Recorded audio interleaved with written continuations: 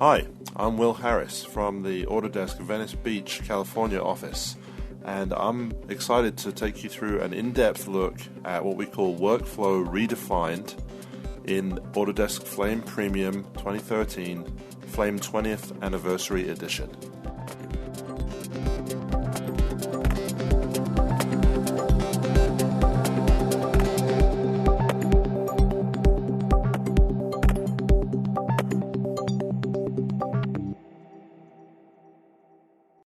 So we're going to boot into the VFX and editing, which are now combined in the Flame Premium. I've got two cool projects to show you, one from Alt VFX in Brisbane, Australia, the other from Entropic in Los Angeles, California. Now, when we boot up here into the desktop, things will look somewhat familiar, but you're going to notice some changes as we go along. Here's the full screen player where I'm going to actually just play back this master for you from Alt VFX.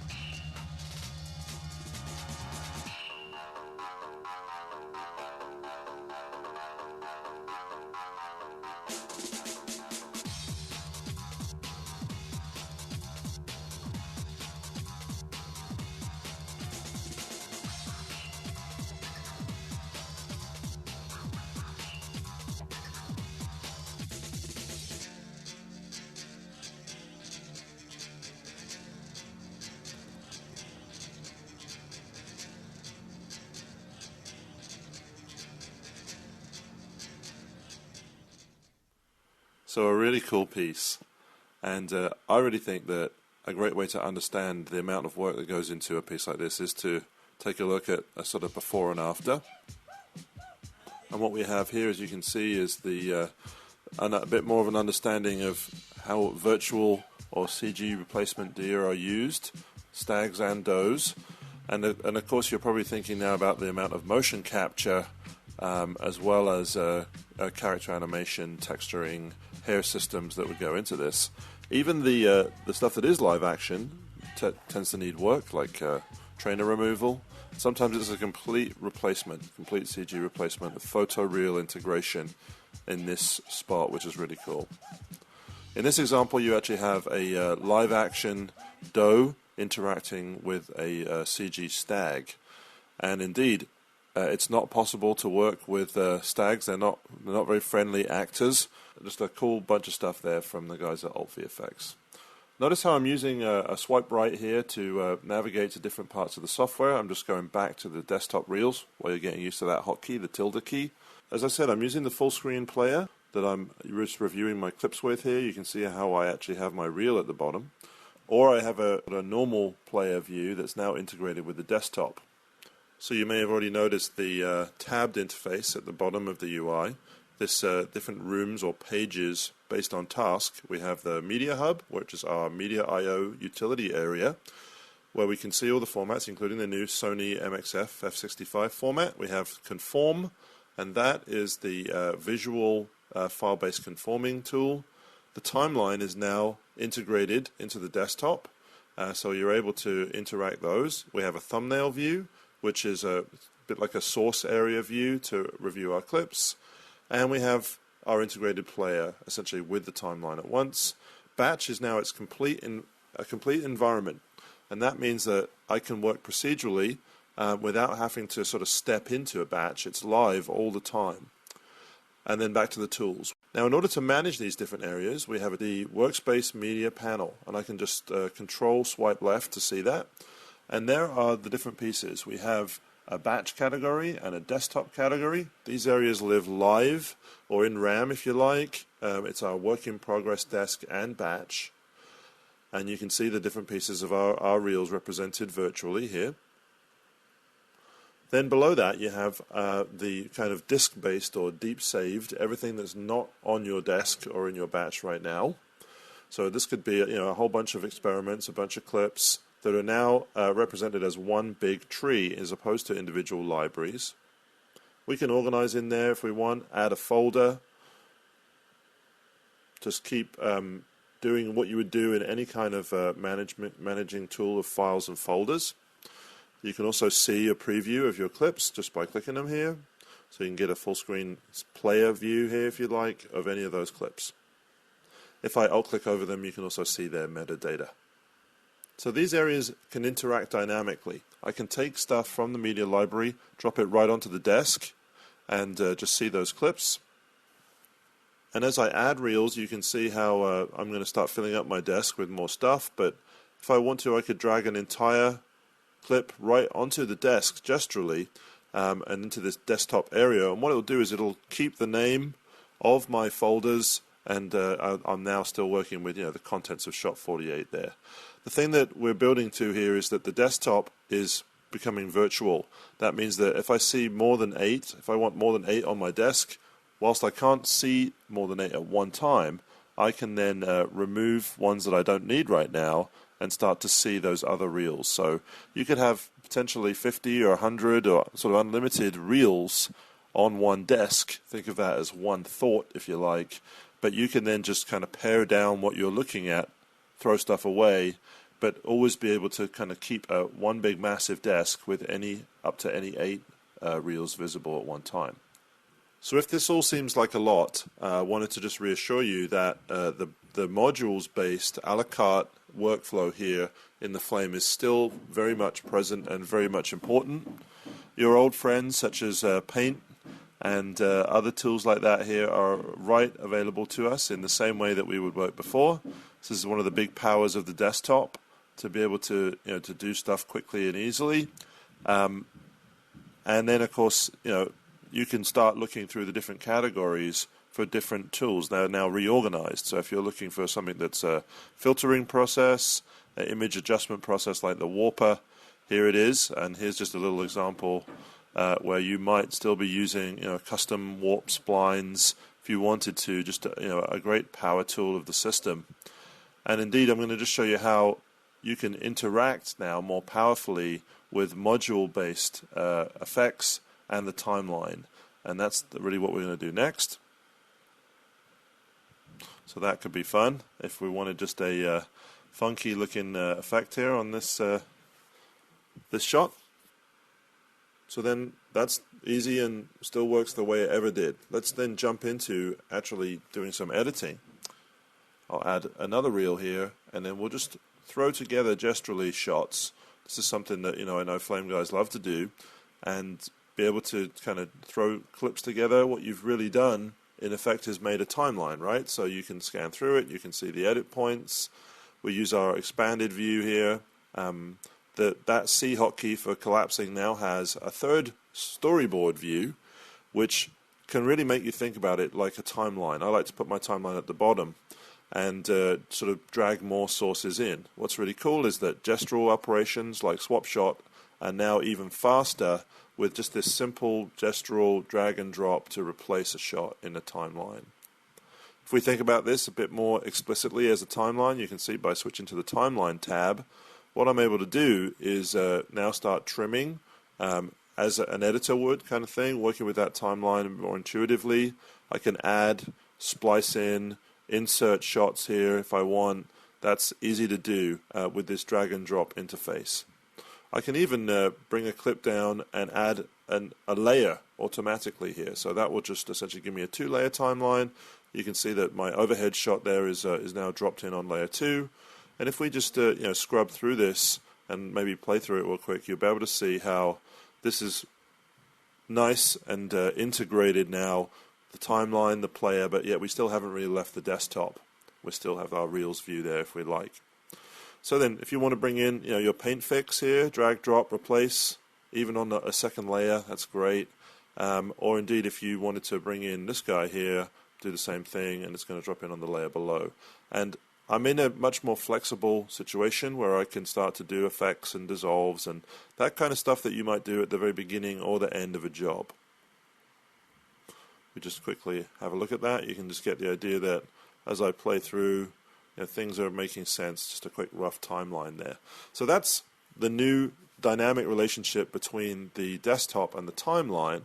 What we'll look at next is going into that third creative space of the Flame, the batch environment. So we're going to access it this time from the timeline, just sort of following our nose here. We could add axis effects, color corrections here, or we could create a batch effects, and that would take us into our procedural environment, but from the context of our clip. So this is a cool way to be able to see how the different environments, the different creative areas of the Flame are now much more tightly integrated. It's a nice clean pathway now. In this redefined workflow, as we call it, I just added like a stylize there to give you the idea of a quick effect dropped on that would be done as part of as a compositing or a deeper effects tool set. And I just want to show you how we've kind of looped the loop of the different environments of our tool set, from desktop to timeline and through to batch effects, or batch back to the timeline, but still really controlling everything from the desk, which is a way a lot of people like to work. So let's pull up some shot elements. Notice how I just loaded a reel that I want to now work with, still working on the same desktop. But what I wanted to do now is talk about the pure shot-based batch environment, which is represented here in our workspace media panel. And if I just pick a bunch of shots that I want to bring in, what I can do is I can drag even across reel boundaries there and drop, really just throwing them over the fence into the batch environment. Like I said, this batch is live all the time. It's kind of cool to be able to just throw whatever sources you're thinking of into that batch sources area, and now they're available to us in batch. It's really nice, sort of creative and free way of working. If I start connecting my nodes and I realize, like I sometimes do, that I've got the wrong element, that I don't really want to work with the body of the animal rather than the horns in this little example shot, what I can do is I can look back onto the reels and do the reverse and drag it the other way, or I can look anywhere in my library here and go right down, drag and drop, and replace gesturally straight in. So this is really clean, really easy. I don't have to leave my batch environment, and in a second I'm back into the creative mind and working on the shot. So hopefully you can just see how things are re-architected here to allow you to move faster in the software. And the walls are really kind of coming down between the different parts, such as libraries, such as desktops. I can now kind of get on with the business of compositing.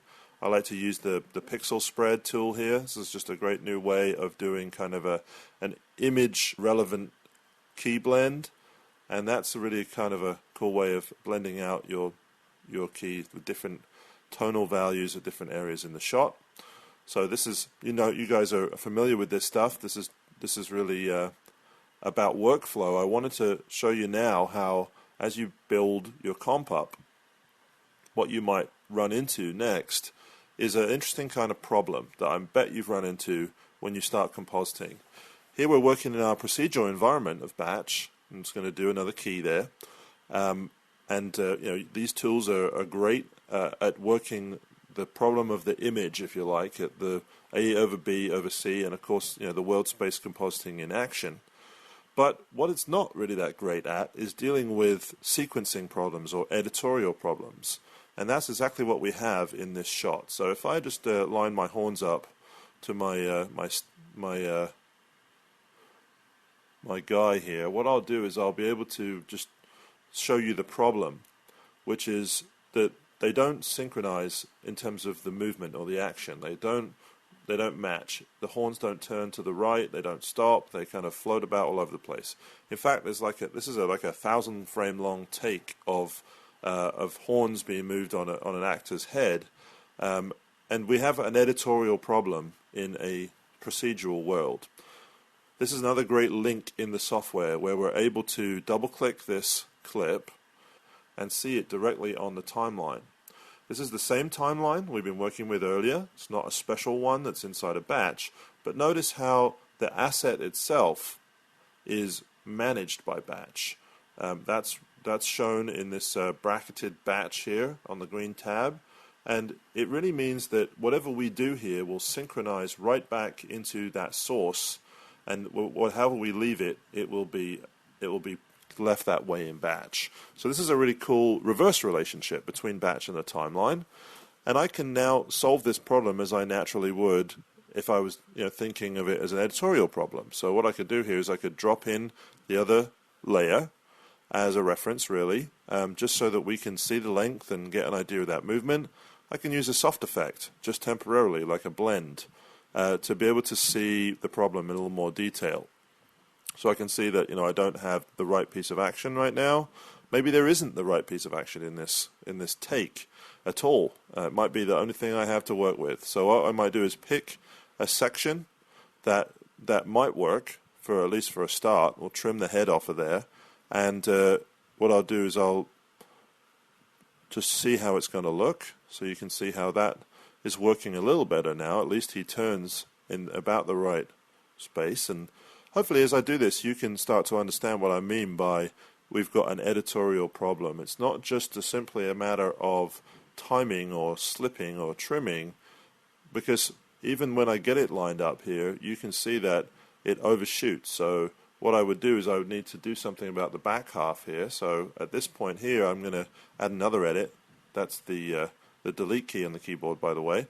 And I'm able to come in here and just trim it off to length. Go ahead and add a time warp. That's the intuitive thing to do, is to set it to 0 or maybe 10% to slow down. And what I can get then is kind of just a hold that will hopefully be enough for us to be able to work with this element. And you can just see how that's kind of hopefully solving my problem for me. And now without any kind of media management, clip management, I just return to batch. That source has now been updated. I mean, it was managed by batch, so it has never left batch. And now I'm in a much better place where if I just resync my element based on the the resequencing change that I made, you can see that you can get much closer to the action that we're going to need here. Of course, it would be dialed in and tracked in. And let's just jump ahead to have a look at an example of that.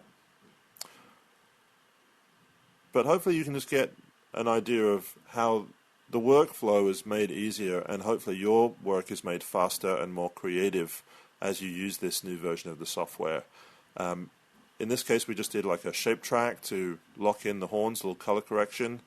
And the Gmask tool is a nice tool to use to just blend layers together. Right in the action environment here, you're able to just have an action Gmask, which could allow you to do that sort of last bit of blending, adjusting, softening, to really see the two elements properly integrated. So now let's talk about the interoperability with 3D animation software. You might remember I was talking about a shot where there was a 3D or animated stag interacting with a live doe. This is it right here. And of course, there's a lot of work that goes into doing a lot of shots at this kind of quality. One of the methods that we're going to look at is working with motion capture. Notice I just added a reel there to my desk just to refocus on a different part of my what I want to work on here.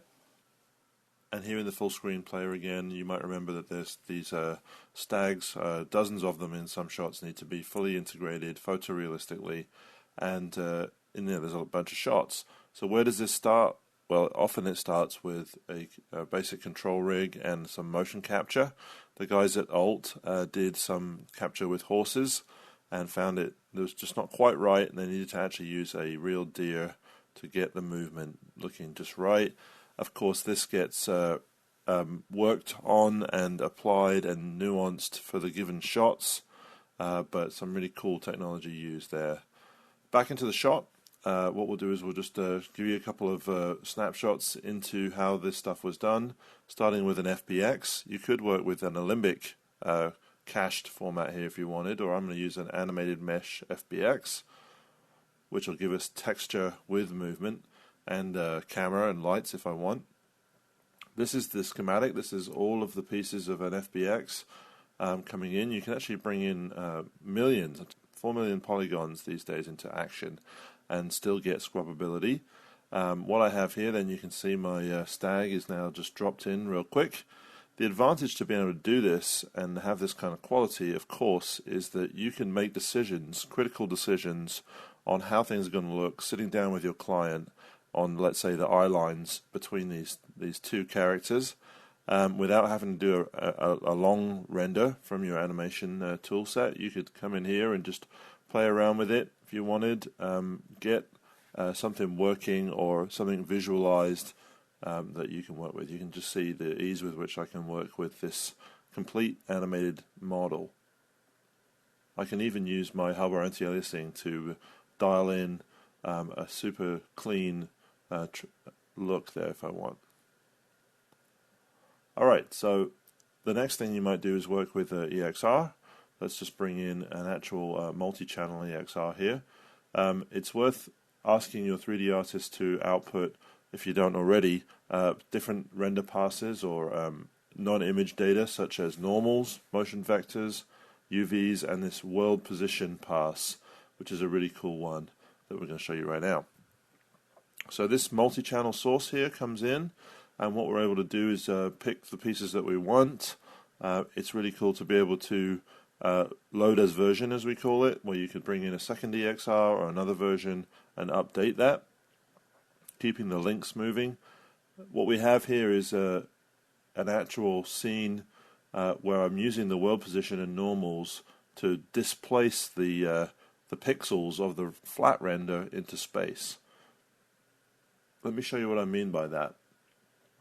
If I actually just orbit around here, so you can see that we've got what we think of as the envelope, or the piece of the pixels that we need in the place, kind of like working with geometry, but position map is a very special kind of displacement. It takes that flat render and it displaces it in front of the camera, so as that from the point of view of the camera, combined with normals to get the nuanced smoothing of the surface, we have our result, which is essentially the best of both worlds. It's a render with all that high detail in it, but it has the ability to be lit and to be worked with and composited with in a much more comprehensive way than a flat render. So I can even come and take my lights here, put them where I want, dial in some little kicker lighting here for my stag, and maybe even dial in the color of the specific light that I want, those kind of things. Even later into the process here, as we'd be working with with close to final renders here, we would then be dialing in things like fill lighting and dialing in the look. Cool. So if you've done integration work like this with CG renders and live action backplates, you've probably run into some possible differences in color space, perhaps working with Scene Linear and Rec 709 combined. And I want to talk to you about our implementation of ACES, which is a color framework for managing a lot of different color spaces into one working format. And here's the problem. If you have things like ARRI log C mixed with Rec 709, mixed with sRGB or a digital camera still, they each have different black levels, different contrast ratios, different gamma curves. And if you look at the CG linear render here, it looks completely wrong until you actually tell it the source. In this case, we tell it it's linear, and that will bring it back into the ballpark of how it should, it's supposed to look. But when you start mixing more than one or two pieces, like we have here in this column, 5 or 6 pieces coming together from different color spaces, you could end up with a bit of a dog's breakfast. That's a bit of a mishmash of different contrast ratios that you can't quite view correctly. One could be super dark, one is a bit milky, you can see there.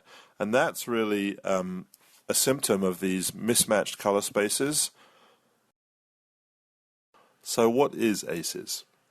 Well, the Academy Color Encoding Specification sits in the middle of a bunch of input and output color transforms, or LUTs.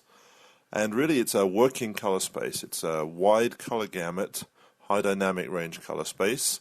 And the way it works is you bring in your inputs, input sources, and put them through a transform or a LUT to convert them into ACES.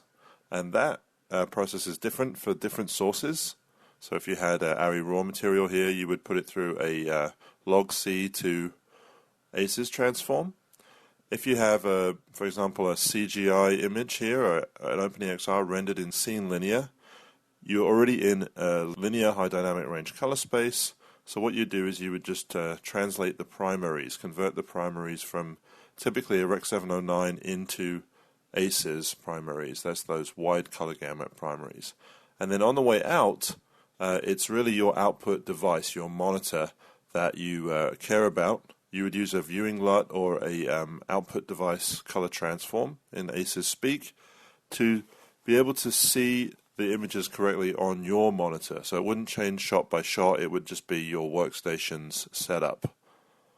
It's really a very flexible architecture that allows for all kinds of different inputs, has a very high quality, high bit depth working format, and it has a full set of output transforms for HD Rec 709, D-Cinema P3 or XYZ color space, or even log for a film out.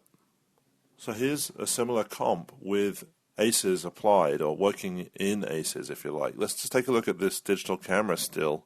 Here's the source of the front, and we're using our LUT editor if you like, our RGB LUT on this clip to do an inline input transform. And what that does is it's a two-step process to have the sRGB gamma removed, and then the primaries need to be converted into ACES, and then on the way out we're going to use our viewing LUT. So I'm just going to go ahead and load a viewing LUT for this workstation. It's a monitor LUT, right? It's not going to go in line, it's going to just be visible so that we're seeing our image correctly.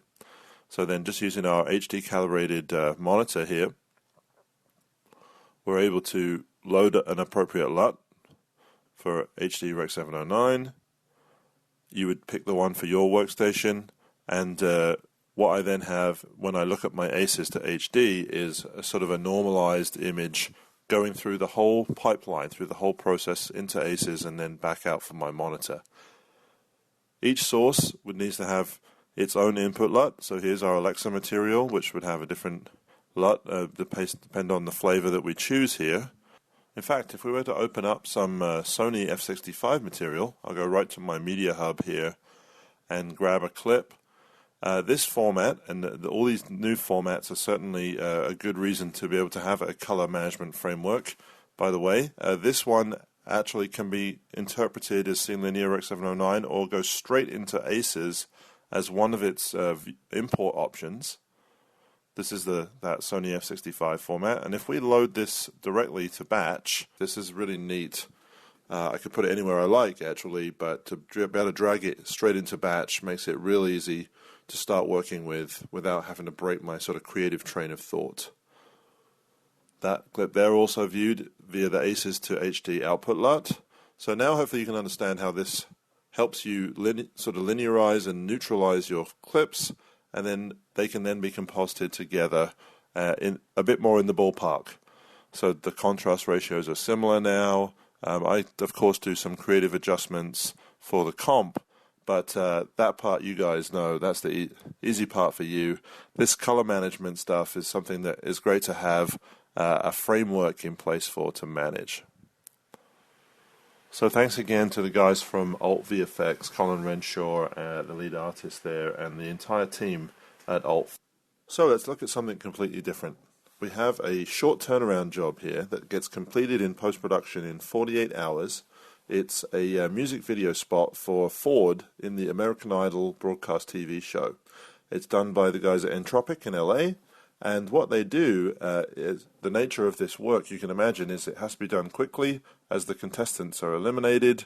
There's a shoot on a Sunday, which actually leads into post-production on a Monday morning, and the first step would be to do a conform of your edit. I'm going to show you now the new file-based conform toolset. So one of the challenges on a job like this could be that you don't know who's going to be in the shoot. Nature of this show is it's an elimination show, so you might get your receptionist or whoever you can find to do a test shoot to be able to just try out the look, the feel of these comps, prepare a bunch of elements, stock elements, and so on. But that might be all that can be done in the post facility until the edit's ready, and it might very quickly be upon you with a reference, and in this case an XML and a bunch of drives, a bunch of footage that all need to be conformed. In this reference you can see that as well as being these temp keys, there's also movement of the green screen elements. That's all inherent in the edit, if you like, in the XML. We're going to use that to our advantage. While we're talking about loading footage, just want to show you how it's really cool the way that any of this compressed media can now be loaded via the Media Hub with or without what we call Create Project Media. And you can just drag a whole folder, a whole bunch of them in. And notice how the folder structure gets rebuilt here. And that's just neat for communicating with someone else working on the same material on the job tree, if you like, on the shots, on a server. So let's jump back into the conform process. First thing to do is to go get the metadata, in this case an XML.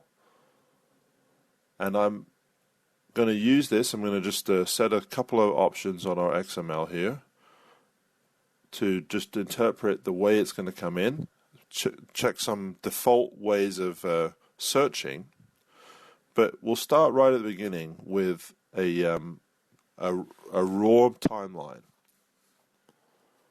Notice how this entirely redesigned tool is now a very visual way of working with this spreadsheet type view and the timeline view dynamically linked so that you can select an event in your timeline and see it up here with all its metadata in the list view, if you like.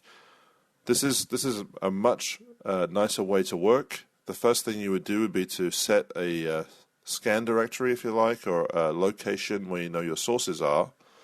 And the nature of this kind of work is that you could have multiple drives, multiple servers, all of which are really, if you think about it, just different folders that we can now access. So this is how it works. We're able to point to a folder, do a scan of the subdirectories below that point, and then match in, based on our criteria, at least a chunk of the footage. So far, so good. Most of the time, you can get some of the conform to work, but we want to show you how we can start dealing with those trouble shots along the way. The XML, by the way, is useful. You can start to see how the repositioned clips and so on over in my preview window here are coming over. Might well be able to take advantage of that, especially in this fast turnaround workflow. Let's hide the linked shots and let's focus in on what's left and jump to a new search directory. So any other folder, different drive, different server, whatever it is, scan that one out. And what we'll be able to see now is a few more links. We might change our match criteria to ignore things like a frame rate check or the file name perhaps, and purely focus just on source time code. That might make it a little easier. We could even turn off our strict matching, which allows for partial name matches on the clips. So just a lot of flexibility here. Let's link what we got and then start zeroing in on some of the troubled shots. Could be QuickTime movies, could be JPEGs, and we might just use the whole server, the whole job server, where we think there must be, those stills must be in there, and just scan that subfolders out. What this does now is this gives me multiple matches because the metadata is getting a little thin on the ground. We need to be able to start matching based on partial names only. We don't really have maybe any useful source time code. And this little pool of clips down the bottom, these 4 candidates, are the 4 possible matches. So I can just thumb through them here, pick through them, preview them, and decide, okay, I think in this case I want to match this shot. All I do is just right-click and choose to link it, tell it which one I think I want to match, so then I might pick a whole different one this time with no real matching metadata and just jam it in there, force link it in. What that does is that gets us to a place where we can work the trouble shots, and really just, if you have the element in your hand and you think, I just want to force that into there, you can. And indeed, it'll probably come to this, especially these quick turnaround jobs where perhaps the metadata hasn't been tracked as closely as it should have been. You know what I mean, and hopefully you can see how this is a much more developed way of working, specifically with these file-based conforms, very much tailored for that. A little bit further along, you can see how our sort of timeline is now ready to be worked with for effects work and grading. So let's take a look at that. If you wanted to grade these shots, you can see how it's useful to be able to mute the effects temporarily. And what we do is we do a workflow called source grading with our grading component of Flame Premium to allow us to do exactly that. So this process may not be linear. You may do some work in grading, some in visual effects. It might be on one workstation, it could be on multiple workstations. It's a highly iterative, round type process that we're going to look at. We'll take a look at grading first, then visual effects. So here in Flame Premium Grading, I'm going to show you how we have a custom built color grading tool here. But also the timeline that we just worked with is still here intact, and you can see the multiple layers. You can see how as I jump through, things look somewhat the same, but then when we arrive at the stack here at the end, an obvious place to just take a look here, you can see the soft effects markers are on the shots, but each individual plate is now full screen, so we can color grade it, and those soft effects are going to get reassociated with this timeline back in the Flame visual effects environment in just a minute. But the reason to have this here in the Flame Premium suite is for speed and agility for color grading. So what we have here is 48 layers of color grading secondaries and shapes. It's kind of like having color warpers and G-masks all chained together. It's really ergonomic and easy to use. And we're going to jump right in here to adjust this day for night look just with a primary grade right now. So just by getting that look started at the base layer, you can see how you might go and do a little more manicuring. I'll pull a key here. Let me just do a luma key on those highlights, which can often be one of the tells of daytime. It's supposed to be night. We need to bring that down a bit. So just by pulling the key, just like compositing, I'm using this as an overlay key, if you like, to adjust color, bring down those highlights, just to try and get it a little bit more looking like real nighttime, and deepen down the look of this shot. Once I have something that I like, what I might do now is to copy it down the timeline. Being that I can only see 5 or 6 shots here, I can use my storyboard view to view a grid or a whole bunch more shots, and just drag and drop that grade onto these shots to see how we're doing. Now it may not fit every shot. We can go through and make tweaks and changes, but let's just focus in on it's a couple of shots here. You can see this one needs a bit of a change. We'll dial it in with a slightly different look, and so on.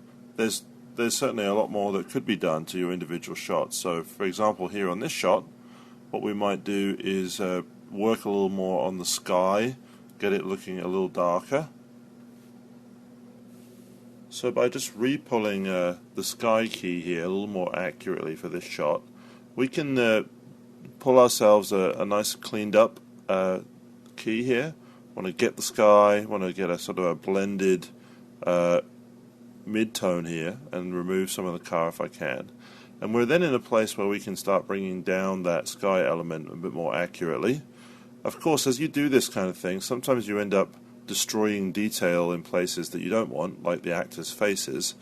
But because we have a non-destructive color transform here, that means we have headroom and footroom in our buffer, we're able to bring back detail in the next layer down, or further layers if we want. So if I draw an extra shape here, what we'll do is we'll just carve out a free sort of free built shape here, and soften it out a little bit, and then bring in some color through this.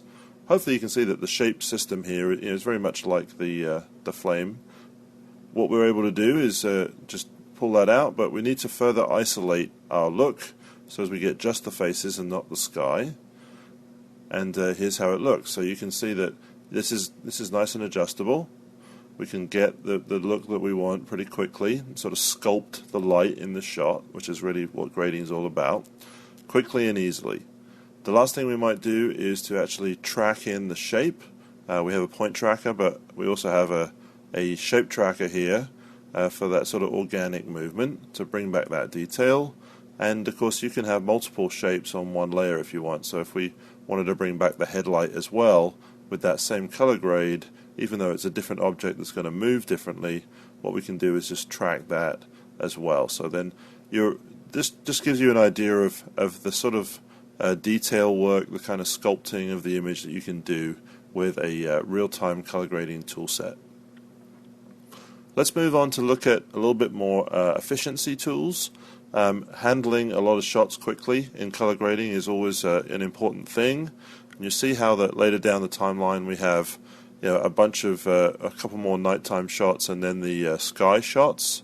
So one great way to separate them out is to use a C mode or camera sending timecode sort of our timeline. This is just a temporary reordering of the shots that allows us to then see them in an order that they were shot based on that ascending timecode. So I can easily now drag and drop that kind of master grade onto all of my ground-based shots here, and then I can focus on the green screen shots here as a unit. That's exactly what we'll do. We'll actually use group grading, which is a way of doing a kind of a gang or synchronized color grade on a bunch of shots that were shot in a similar location. So this could work well for this. What we'll do is we'll define that group and then just view them in a matrix or in a multi-view. We can see a 1 up or a 2 up here if we want, or up to all the way up to a 16-way split here to see all those shots compared right on screen, which is a nice way to do it. Because we're using that group technique, what you'll see is that I'll pick the shots and positions that I want, but because we're in that group mode, I'm now able to do a gang adjustment or a gang grade so that when I make changes, they're all getting that kind of adjustment in. If I've got 1 or 2 shots that don't kind of blend well, I can affect them individually and with a relative change. So what I'd do is I'd switch my group over to solo just for a second, working on this one shot, tweak it in to match the others at the current grade, maybe tweak this one as well, and then once I've synced them back to gang, and then any further relative adjustments that I make are synced into that look. This is, as you can see, a very powerful way of getting a lot of work done quickly. We'll just unsort our timeline, put it back the way it was, and you can just see how we can now start playing back through the timeline in its normal way, and we've got this active group here handling those shots, even though they're now sorted back, even stacked on top of each other potentially within the timeline. By doing this C mode sort, we've made sure we've caught everything, and we've found a fast way of getting stuff done quickly. So that was the grading, which could be happening at multiple stages in the job. Now we'll take a look at some of the visual effects in this piece. So here's the graded timeline back here in the Flame visual effects environment. I'm using the desktop and timeline together, where I can just see that my graded shots have now had their effects reapplied, and this is still editable, so I can change the position of these shots and work with them however I want here. This is cool. If I just take a look at a simpler shot here, you'll be able to see how these two mirrored axes effects may well be useful to take and use in the compositing environment. So we'll go ahead and take the axis and promote it into a composite with Create Batch Effects. What that does is that transitions us into our procedural environment, where I can use that as a starting point for compositing. So the moves are useful and could well be used along with some keys. So let's just take a look a little further along at how you might have a comp that looked a bit like this. So I want to just show you a couple of highlights here using some of our lighting tools like the blooming function to light these graphic elements in space.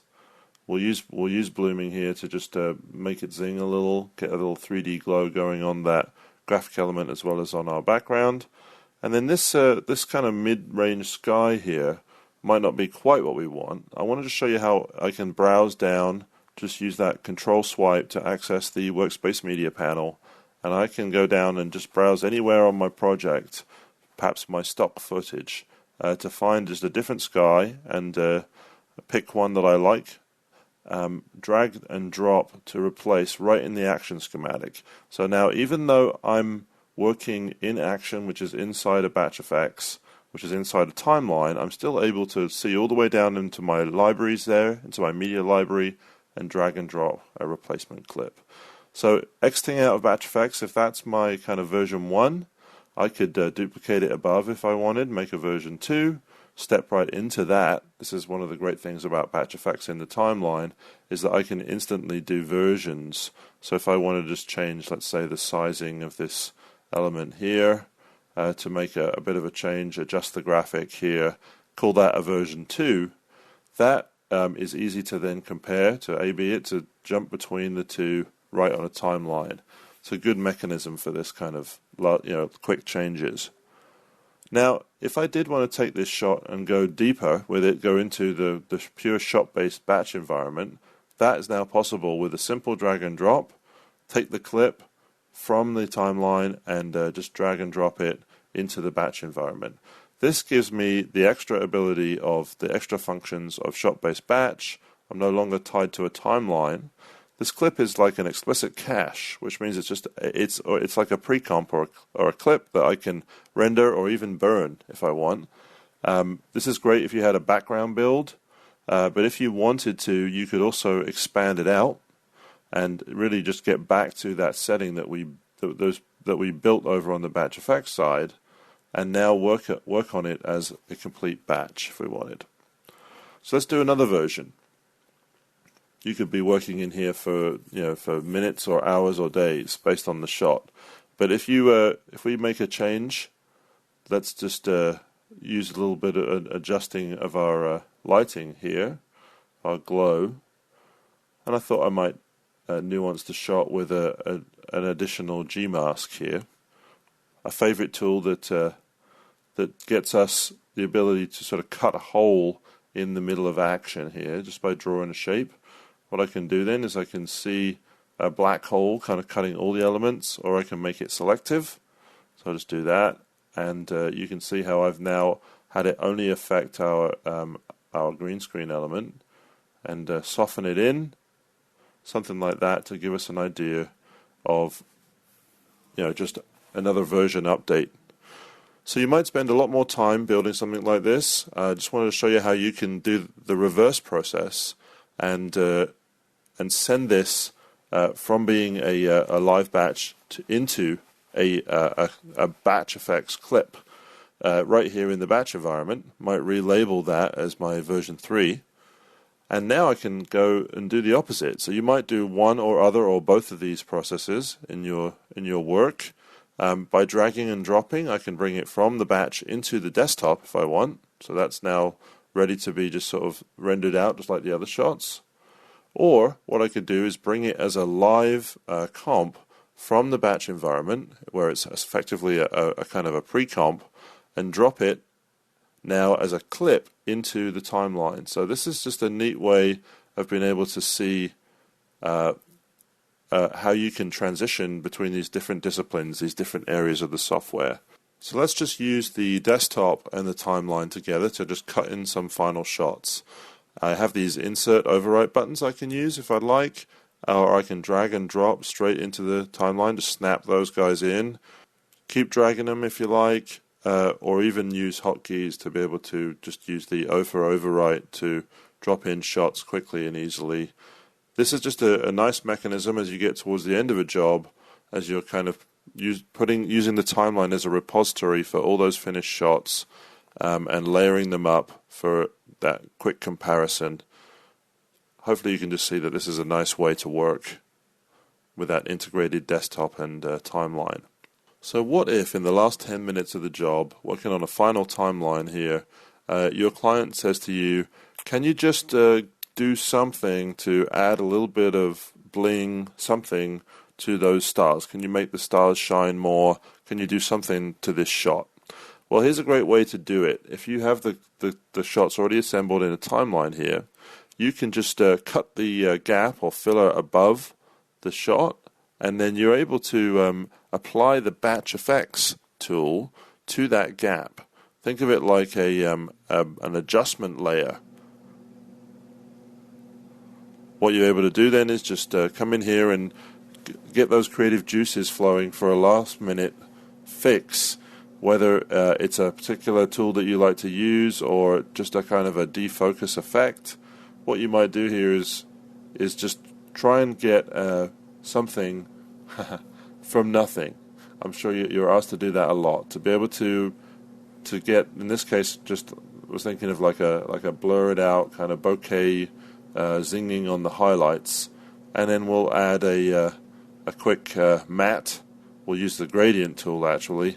Don't even have time to draw a mask. What I'll do is I'll just use a radial gradient, and by setting that to be used and even setting a context point for my clip there, what I could do is I could then quickly be able to see a kind of a just around the edges type effect where I could get my stars taking effect, and something like this might be what we want. That could be that little bit of bling that we need. If I back out to the timeline here, you can see how easy it is to just go before and after in this setup. It's just an effect on top. Or if you wanted to see it across the whole timeline, across all the shots, that's pretty easy too. This is a neat way to be able to make those incremental changes without disturbing or having to re-render your big comps. It's using the batch effects on a gap, which is neat. So if we were going to just kick that out, let's just build that one shot, and I'll play you down this timeline so you can see the full effect here. Thanks again to the guys from Entropic for this really cool content. It's really a great example of using the different corners of the toolset, visual effects, grading, and the editing tools.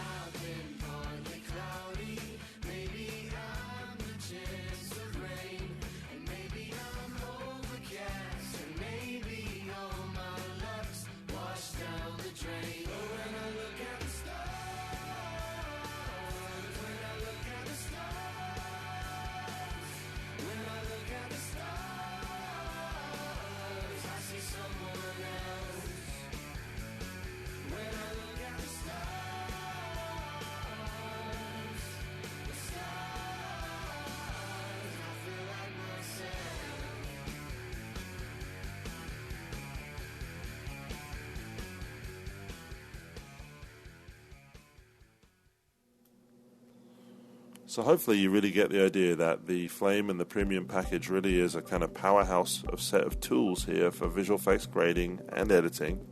If you need even more scalability, you can add Autodesk Flare software to increase compositing bandwidth, or indeed Autodesk Smoke is the way to increase your conform bandwidth, whether it's file-based conforms, tape-based work. There's definitely some scalability there.